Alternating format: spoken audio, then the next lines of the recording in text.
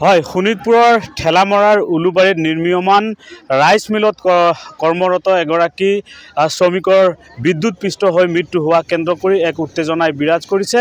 আৰু মই পোনে পোনে সেই দৃশ্যাংশ দেখুৱাম। ইয়াত ক্ষোভিত একাংশ ৰাইজে এনেধৰণে ওলাই আহিছে, ন্যায়ৰ দাবী কৰিছে।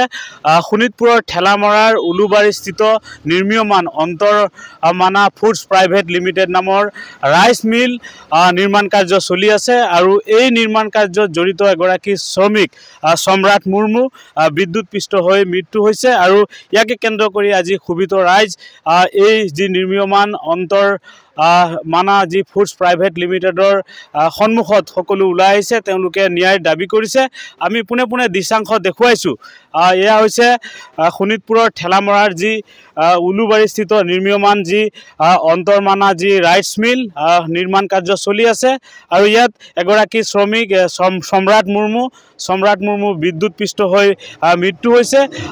ইয়াৰ আচলতে কৰ্তৃপক্ষৰ যি মালিক পক্ষৰ চৰম গাফিলতিৰ বাবে এগৰাকী শ্ৰমিক বিদ্যুৎপৃষ্ট হৈ মৃত্যু হোৱাৰ গুৰুতৰ অভিযোগ উত্থাপন হৈছে। আৰু ইয়াত ভুক্তভোগী যিসকল লোক আৰু একাংশ শ্ৰমিক তেওঁলোক এনেধৰণে আজি পুৱাৰ ভাগত ওলাই আহি ইয়াতে ন্যায়ৰ দাবী কৰিছে। মই কথা পাতিম। কি হৈছে কওক? একচুৱেলি যোৱাকালি যি দুৰ্ভাগ্যজনক এটা ঘটনা ঘটিছে, তো মোৰ গাঁৱৰ ল'ৰা সমৰা মুৰ্মু, তেখেত ইয়াতে বহুদিন ধৰি কাম কৰি আছিল। কিন্তু যোৱাকালি যি ধৰণে ইয়াত ঘটনা ঘটিছে আমি দেখিবলৈ পাইছোঁ। যোৱাকালি মিনিমাম 10টা বজাত ঘটনাটো ঘটাৰ পিছত মই এজন তেখেতৰ গাঁৱৰ হিচাপে মই 3টা বজাত ঘটনাটো গম পাইছোঁ। আৰু মই তেতিয়াই খবৰ লৈছোঁ তেখেতৰ ঘৰৰ পৰা। তেখেতৰ ঘৰৰ লোকে কৈছিল যে আমাক 10টা বজাত ঘটনা 1টা বজাত জনাইছে। তেতিয়াহ'লে কিমান ডাঙৰ এটা গাফিলতি মই যোৱাকালিয়ে দেখিলোঁ। আৰু তাৰপিছত যোৱাকালি 3টা বজাৰ পৰা যিহেতুকে মই ঘটনাটো দেখিছিলোঁ, ঘটনাটোৰ ওপৰত মই আলোচনা কৰিছিলোঁ। তেতিয়া মই গম পালোঁ যে তেওঁলোকে যেতিয়া কাম কৰিব আহিছিল, ঘৰৰ পৰা ল'ৰাজন ধুনীয়াকৈ কাম কৰিব আহিছিল মানুহজনীয়ে কোৱা মতে। তো মানুহজনী কোৱা মতে ল'ৰাটো ধুনীয়াকৈ কাম কৰিব আহিছিল। কাম কৰাৰ পিছত তেখেতে ইয়াত কাম কৰি থকাৰ অৱস্থাত কোম্পানীটোৰ বাহিৰত এডাল ৰড লৈ যোৱাৰ যি ধৰণে আমি দেখা পাইছোঁ যে এইটো কোম্পানীৰ ভিতৰত কাম হ'ব লাগে নে কোম্পানীৰ বাহিৰত কাম কৰাব লাগে ইয়াৰ কোম্পানীৰ মানুহে। তো এইটো এটা মই বহুত ডাঙৰ এটা গাফিলতি দেখিছোঁ। আৰু ইয়াৰ মই একদম সঠিকভাৱে ইয়াৰ ন্যায় তদন্ত বিচাৰিছোঁ।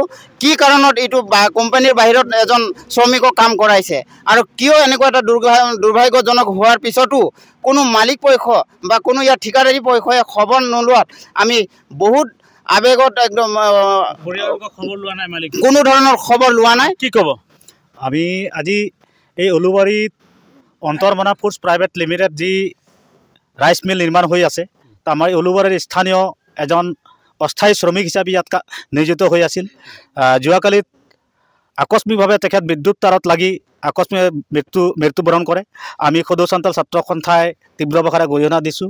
আমি মালিক পক্ষক এটা অনুৰোধ জনাব বিচাৰিছোঁ আৰু ধিক্কাৰ জনাব বিচাৰিছোঁ যাতে অস্থায়ী শ্ৰমিকসকলক নিয়োজিত কৰি আজি মৃত্যু হোৱাৰ 24 ঘণ্টা উকলি যোৱাৰ পিছতো মালিক পক্ষই আমাৰ মৃত্যু হোৱা পৰিয়ালবৰ্গক এতিয়ালৈকে সান্তনা দিব খবৰ লোৱা নাই। আমি তেখেতসকলক অনতিপলমে খবৰ ল'বলৈ অনুৰোধ জনাইছোঁ। আৰু যি অস্থায়ী শ্ৰমিক সম্ৰাট মুৰ্মুৰ মৃত্যু হৈছে, তেখেতক আৰ্থিকভাৱে আমি তেখেতক সহায় কৰিবৰ কাৰণে আজি প্ৰায় 50 লাখতকৈ অধিক আৰ্থিক সাহায্য তেখেতক দিবৰ কাৰণে আমি সদৌ চান্তাল ছাত্ৰ সন্থা তথা স্থানীয় ৰাইজৰ হৈ দাবী জনাইছোঁ।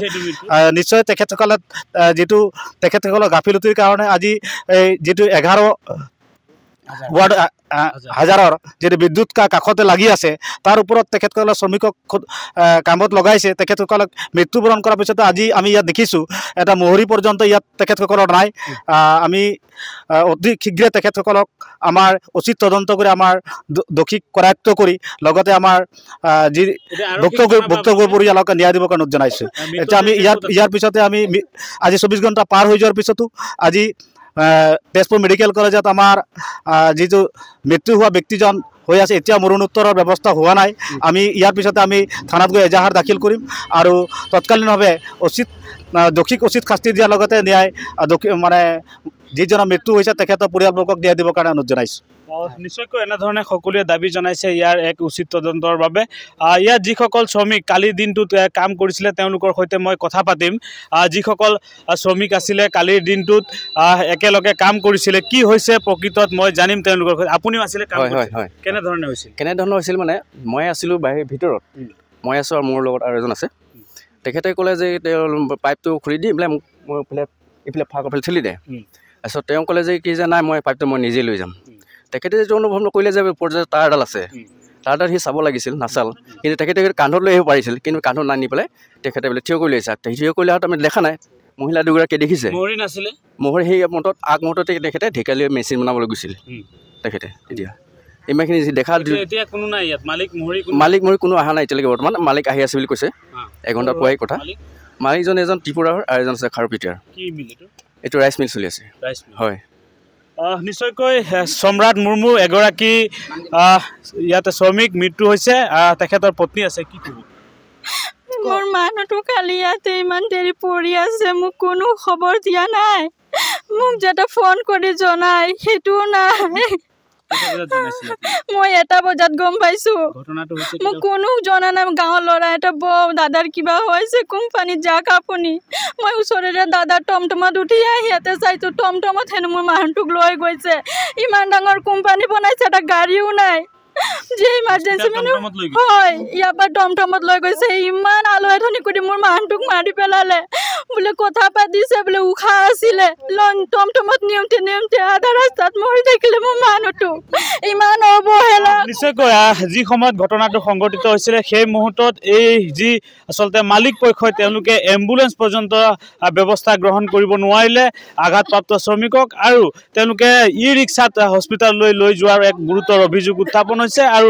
যাৰ পৰিণতিত এগৰাকী শ্ৰমিক বিদ্যুৎপৃষ্ট হৈ ইয়াত মৃত্যুবৰণ কৰিলে আৰু এতিয়া সকলোৱে দাবী জনাইছে আৰক্ষী প্ৰশাসনক এই যি নিৰ্মীয়মান শোণিতপুৰৰ ঠেলামৰাৰ উলুবাৰীৰ যি অন্তৰামা যি ৰাইচ মিল ইয়াৰ বিৰুদ্ধে বিহিত ব্যৱস্থা গ্ৰহণ কৰিবলৈ আপুনি বিচৰা বাতৰি পাব কেৱল নিউজ 18 এপত নিউজ 18 এপ ডাউনলোড কৰিবলৈ স্ক্যান কৰক এই QR কোড গুগল প্লে ষ্টৰতো পাব এই নিউজ 18 এপ